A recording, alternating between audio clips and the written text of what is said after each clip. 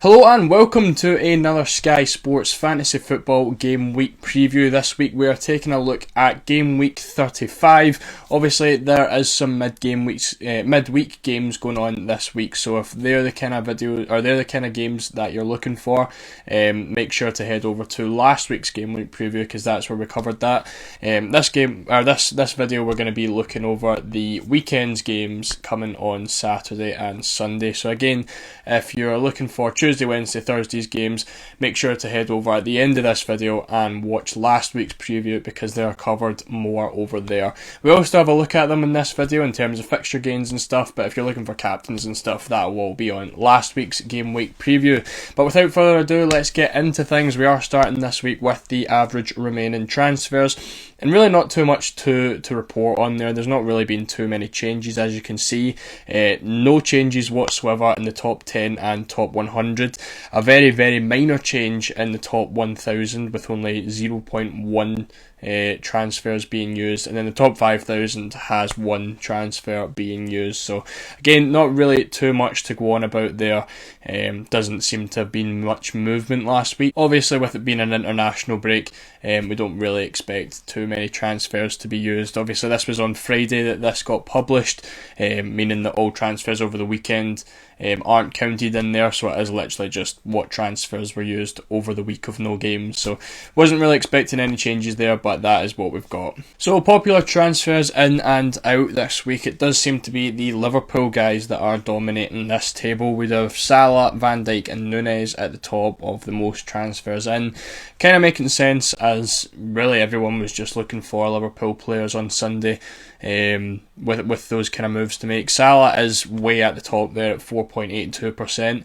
Again, most of us have just kind of been waiting for the perfect time to bring him in, and I think the majority of us would have brought him in on Sunday. Van Dijk and Nunez up there as well. I did mention Nunez in last week's preview that he could have been a pretty decent differential, as they do have, I think, Sheffield on Thursday, I want to say. I think it's Thursday night. Liverpool play Sheffield, so everyone seems to be loading up on those guys in preparation for that game. Haaland a popular one in, and Romero a popular one in as well. Transfers out, Ollie Watkins tops that list. I think it's one of those situations with Watkins where you would ideally like to keep him, but the way our formations are working, the three strikers isn't really ideal right now. We do want that five midfielder formation, and we can't have five midfielders while having three strikers. The majority of us have the Haaland, Solanke, Watkins front three, and between Watkins and Solanke, Solanke has the better games. Watkins has some really difficult games, so I guess it just makes sense to take Watkins out there. So I'm going to assume that's the reason he's at the top of this list. Kyle Walker, of course, injured. Saka, I don't understand why he's coming out as much as he is. I don't know if people have just took him out to get space for Salah, or what's really happening there, because they have Luton this week, and I don't really know why you would want to be getting rid of Saka before that. Similar to Gabriel as well. I don't know if people are just looking for maybe the Liverpool options and going for the likes of Van Dijk and Salah over Gabriel and Saka there. And of course De Bruyne as well. I think for the price De Bruyne is, it just isn't really performing the way that you would want someone like that to. And again, De Bruyne's probably someone that people are taking out for Salah in terms of that budget, with them being kind of similar prices. So taking a look at our captaincies this week, obviously it's Tuesday and there is some midweek games, which means unfortunately the bookies don't have the odds for the goal scorers at the weekend yet.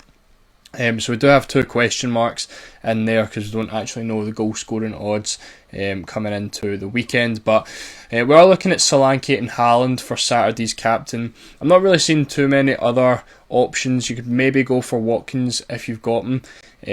Again, Saka's possibly an option, but Brighton away from home isn't going to be the easiest game. So I have went for Haaland and I have went for Solanke. Haaland with the early fixture against Crystal Palace, and Solanke with the fixture away from home against Luton. So taking a look at the chances conceded, Palace are actually sitting there at 17 in terms of expected goals conceded, and you can see it by the chances. They just don't really concede too many chances, especially down the middle, which is where Haaland's going to be playing with only 79 there. But if you look down the bottom with the expected goals conceded, other than Man City, Arsenal and Liverpool, Palace have the best stats for XGC, which is really heavily favouring Solanke there with the Luton fixture. Obviously they're sitting there at first. Haaland has blanked twice in a row in his last two games. Obviously they are against Liverpool and Arsenal, so you can't really expect big hauls from him there, but it's definitely something to consider.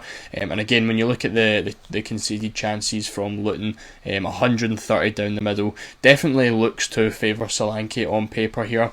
It could be one of those ones again where you look at the goal scoring charts, or the goal scoring probabilities later in the week. I will have a tweet out about that just to confirm them, but I think Solanke is going to be a lot higher than Haaland is this week.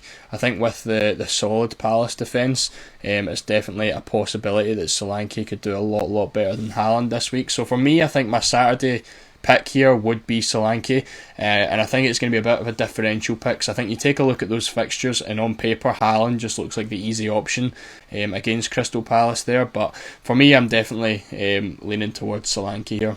For Sunday, it is Palmer versus Mo Salah for me, and again, it could be another one where you look at this and think, why would you not pick Heung-min Son at home against Nottingham Forest? Well, again, I think Son's one of those guys that a lot of people are going to be taking out before this game actually happens on Sunday. And if you look at Nottingham Forest's game, they're not actually doing too bad. This is the last 5 games from Nottingham Forest, and they haven't conceded more than 1 goal in any of those. So for me, I'm ruling Son out here because I think there is better options here with the likes of Cole Palmer and obviously Mo Salah as well. So 2 reasons for Son not being here is I think he will be heavily transferred out and not too many people are going to have him for this game, and I don't actually think Forest look that bad defensively, so I think I would be more looking towards Palmer against Sheffield and Salah against United. But looking into things, it's very 50-50 with these two, I think. You can see with the chances conceded, Man United are conceding very similar chances to Sheffield. We're looking at 145, 130, like in the 130s, 140s for the positions that these two guys play. And you can see with the XGC as well, Sheffield's sitting at 2nd and Man United's at 6th. So they are conceding a lot of chances, United, and it could be a day where Salah does really well. It's a very hard one for me. For me, I would be swaying towards Palmer because it is a Sheffield United game. Sheffield are conceding a lot of goals away from home. You'll notice that most of their demolitions, most of the games where they've conceded 4 or 5 goals have actually been at home as well. So I think Palmer could do quite well there. And I think it's always a different game with Man United and Liverpool. Obviously, Man United are going to be a lot more up for it, but Liverpool are also going to be a lot more up for it. Again, it would be very useful to have the goal scoring probabilities here, so we could actually see the chances of each one of these guys scoring. But I think for me today, I would be leaning towards Cole Palmer. Obviously, this could change towards the end of the week, but I think with it being such a big game with Man United and Liverpool and how close it was in the Cup recently, I think Chelsea could end up demolishing Sheffield there, and we could get a couple goals for Cole Palmer. You can see with their last 5 games points as well down the bottom there.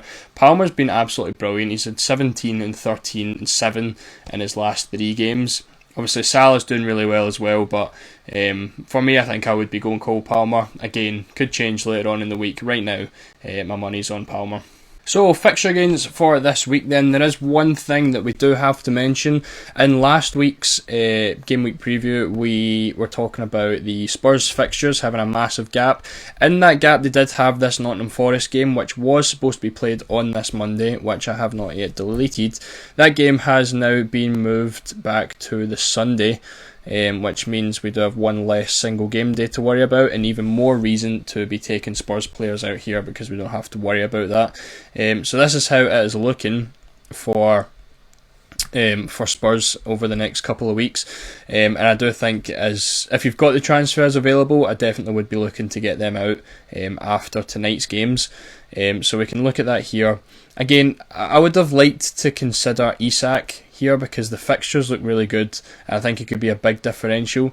They only have 4 games in the time where Spurs have the 2, so you're only getting a 4 for 2 there.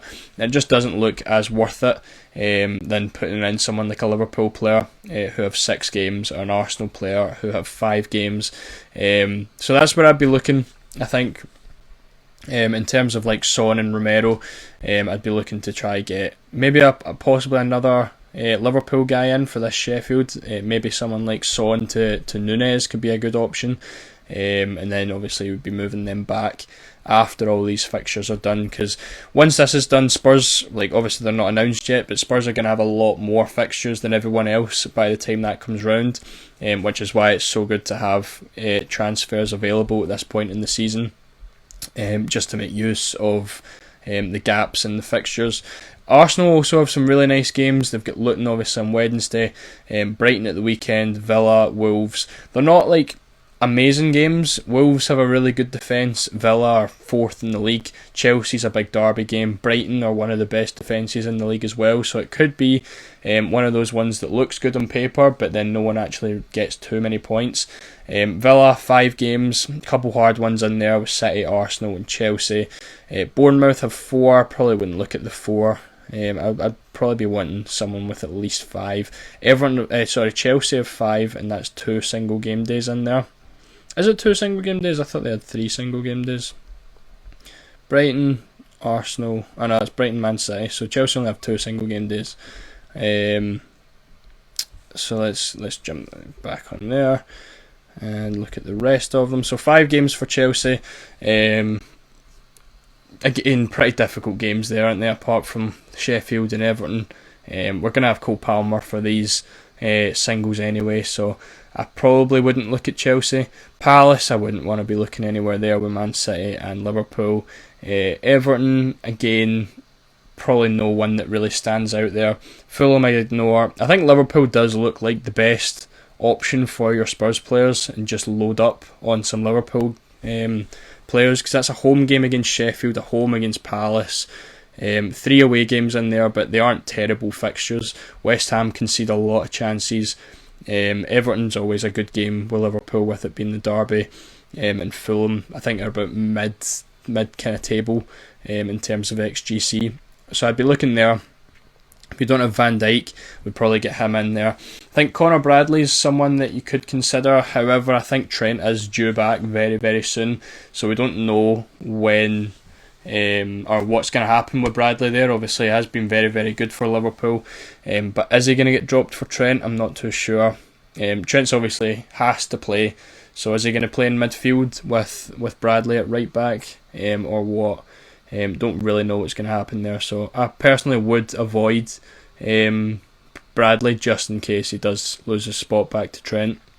I think for the Liverpool guys, I'd be looking at Van Dijk, Salah if you don't have him, Nunes, probably Diaz as well, looks like a pretty decent one, but I think most people are going to have their midfields locked up.